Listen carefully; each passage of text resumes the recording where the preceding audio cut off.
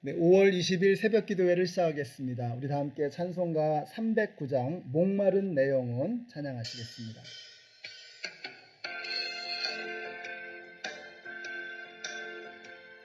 3절까지 부르겠습니다. 목마른 내 영혼 주가 이미 허락한 그 귀한 영생수 주여 갈망합니다. 그 약속 따라서 힘써 간구하오니 오 주여 내 기도 어서 들어주소서.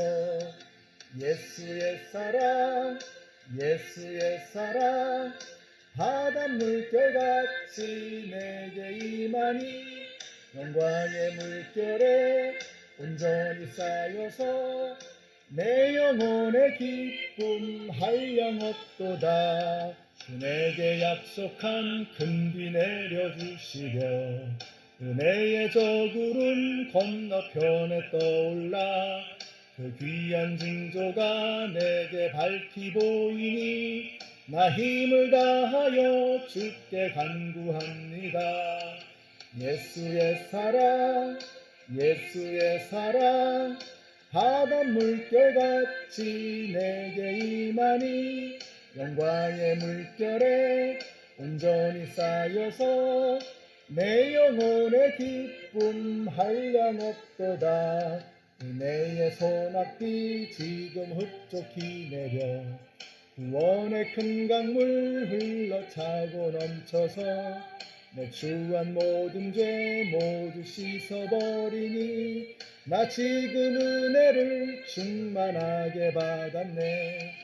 예수의 사랑 예수의 사랑 바닷물 결같이 내게 임하니 영광의 물결에 온전히 쌓여서 내 영혼의 기쁨 한량없도다.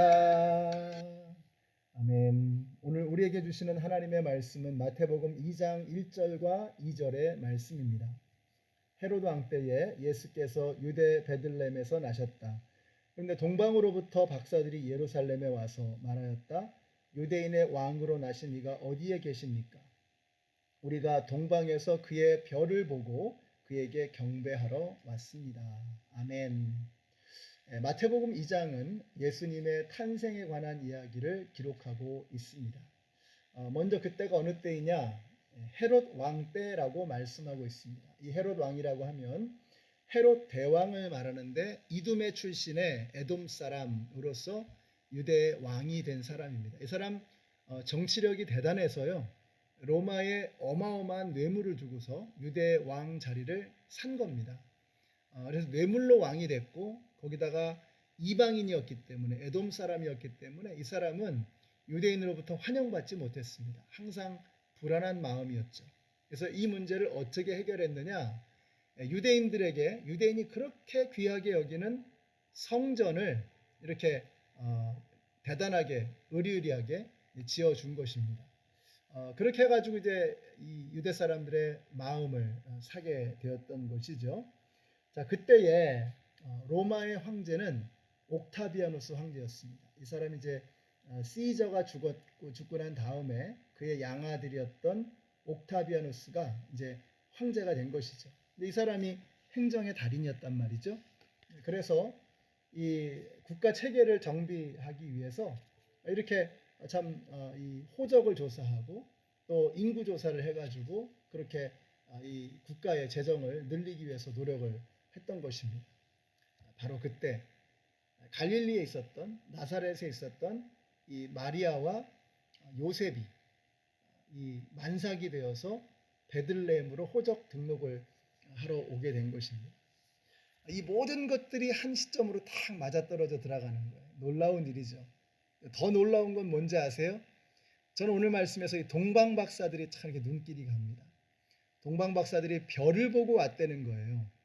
근데 여러분 한번 생각해 보세요. 이 별이라고 하는 것은 지금 우리가 이렇게 밤하늘에 보는 이 별빛은 지금 비치는 빛이 아닙니다. 아주 오래전부터 저 먼 곳으로부터 비춰오는 그 별의 빛들인 거예요. 그래서 우리가 보는 별빛 중에서 어떤 별은 이미 그 수명을 다해서 사라져버린 별들도 있다는 거죠. 근데 그 수천 년, 수만 년 혹은 수억 년 동안 그 멀리서 온 그 빛들이 이제 우리의 눈에 들어오는 것입니다. 아주 가까운 태양도 어마어마한 거리거든요. 태양에서 가장 가까운 별이라고 해도 한 4년 정도 빛의 속도로 가야 한다고 합니다. 그러니까 어마어마한 거리인 거예요.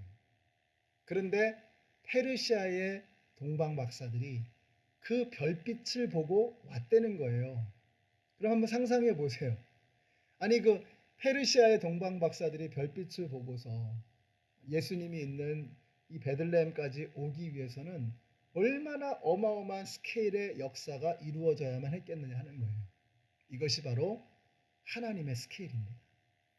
우리 하나님은 이렇게 우주 만물을 움직이시는 하나님이세요. 단순히 이스라엘의 하나님만이 아니라 단순히 로마 제국의 황제를 세우고 패하는 그런 정도의 하나님이 아니라 별들을 움직이시고 별빛을 내시고 그 모든 시간을 맞춰서 그 동방 박사들을 별빛을 보고 베들레헴에게까지 오게 하는 그 어마어마한 스케일의 하나님, 그 어마어마한 엄청난 정교함, 그 섬세함으로 우리를 인도해 주시는 하나님이시다라고 하는 것입니다. 오늘 우리가 걱정하지 말고 담대하게, 당당하게 우리가 자신감을 가지고 이 하루를 살아갈 수 있는 이유가 바로 여기에 있습니다. 우리 하나님은 엄청난 스케일, 어마어마한 섬세함으로 우리를 인도하시는 하나님이시기 때문인 것입니다. 또 한 가지는 이 베들레헴이라고 하는 장소입니다. 베들레헴이 사실 이스라엘 안에서도 유명하지도 않은 조그만 시골 깡촌이거든요. 그런데 오늘날 베들레헴 모르는 사람이 없잖아요. 전 세계에. 이유가 무엇이냐? 그 자그마한 깡촌이지만 거기에 예수님이 태어나셨기 때문에 베들레헴은 전 세계에서 가장 유명한 곳이 된 것입니다. 여러분, 세상에서 정말 부러울 것이 없는 모든 것을 다 가진 어마어마한 대단한 사람이라고 해도 그 안에 예수 없으면 아무것도 아닙니다. 고작해야 100년 동안 빛나는 반딧불과 같은 인생으로 끝나버리는 거예요. 그러나 우리가 세상의 기준으로 볼 때 별것 아닌 사람이라고 할지라도 우리 안에 예수가 있으면 우리는 영원히 빛나는 하늘의 별이 될 줄로 믿습니다. 반딧불 같은 인생으로 살다 끝날 것이냐, 영원히 빛나는 하늘의 별빛이 될 것이냐, 오직 한 가지, 내 안에 예수가 있느냐. 아들이 있는 자에게는 생명이 있고 하나님의 아들이 없는 자에게는 생명이 없느니라. 영원토록 빛나는 찬란한 별빛이 되어질 수 있는 비결은 내 안에 꺼지지 않는 등불 되시는 예수 그리스도를 모시는 것입니다. 오늘 이 새벽에 함께 말씀을 나누신 우리 모든 성도님들, 하늘의 별빛으로 빛나는 예수님을 모시고 살아가는 사람들이 되시기를 바랍니다. 오늘 어떻게 사실 거예요? 담대하고 당당하게. 왜요? 내 안에 우주 만물을 한 치의 오차도 없이 다스리시는 하나님이 내 안에 계시기 때문에 이렇게 당당하게 오늘 하루를 멋지게 살아가신 우리 성도님들이 되시기를 예수님의 이름으로 축원합니다. 기도하겠습니다. 하나님 감사합니다.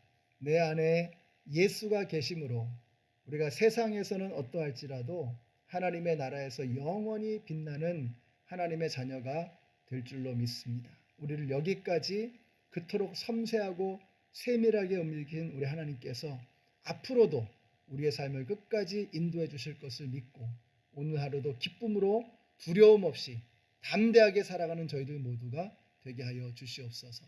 예수님의 이름으로 기도드렸습니다. 아멘. 오늘 하늘의 별을 보십시오.